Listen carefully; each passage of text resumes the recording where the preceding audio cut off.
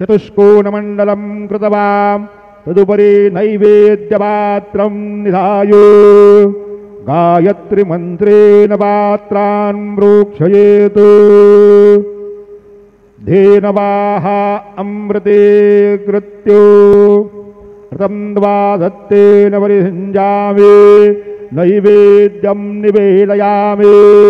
ॐ प्राणाय स्वाहा ॐ अपानाय स्वाहा ॐ व्यानाय स्वाहा ॐ उदानाय स्वाहा ॐ समानाय स्वाहा ॐ ब्रह्मणे नमः।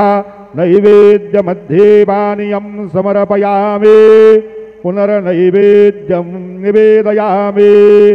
ॐ प्राणाय स्वाहा ॐ अपानाय स्वाहा ॐ व्यानाय स्वाहा ॐ उदानाय स्वाहा ॐ समानाय स्वाहा ॐ ब्रह्मणे नमः।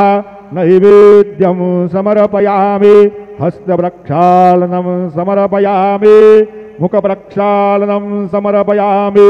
सद्गुरु साईनाथ देवताभ्यो नमः। चरणकमले प्रार्थना पूर्वक नमस्कारं करोमि। श्री